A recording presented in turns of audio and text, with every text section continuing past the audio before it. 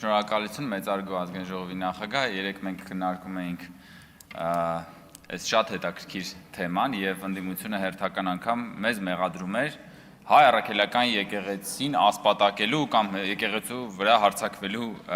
մեղադրանքներ հնչեցնում եւ ես ուղղակի ուզում եմ երեկվա քննարկման շարունակության տրամաբանության մեջ հերթական անգամ ովքեր որ բաց են թողել հիշեցնել հետեւյալի մասին հարգելի գործընկերներ, սիրելի հայրենակիցներ, ուրեմն Կտրիչ Ներսիսյանը եկեղեցուն պատկանող Սուրբ Գեղարդը, այդ Գեղարդից մի մաս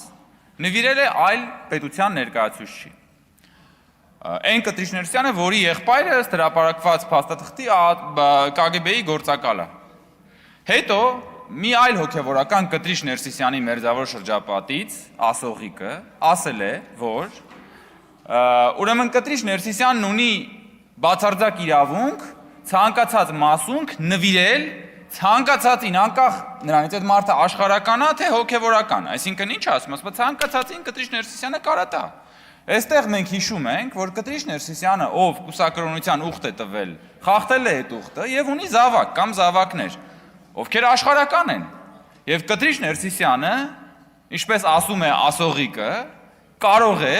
ցանկացած բան նաև նվիրաբերել իր աշխարհական զավակին կամ զավակներին, որոնք էլ իրենց հերթին կարող են նվիրաբերել մեկ ուրիշին կամ երրորդ պետությունների։ Հիմա մեր ընդդիմությունն ասում է, որ մենք ենք հարձակվել եկեղեցու դեմ եւ ոչ թե ասենք բանը Կտրիչ Ներսիսյանը։ Բայց այս ամբողջ իրավիճակի վրա իրականում լույս սփռեց տիկին Լիլիթ Գալստյանը,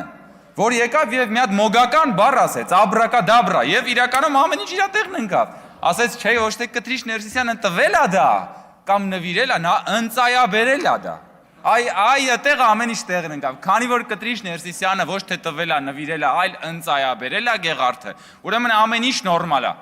Մենակ ուղղակի հետաքրքիր է իմանալ, ասենք այդ նույն տրամաբանությամբ Լիլիթ Գալստյանի կարող է Ռոբերտ Քոչարյանն էլ ժամանակին ընծայաբերել է Հայաստանի գույքը Ռուսաստանին, կամ պատրաստվում էր ընծայաբերել Մեղրին Ղարաբաղի դիմաց, կամ օրինակ պատրաստվում է Ռոբերտ Քոչարյանը ըստ դատախազության իր $200 միլիոն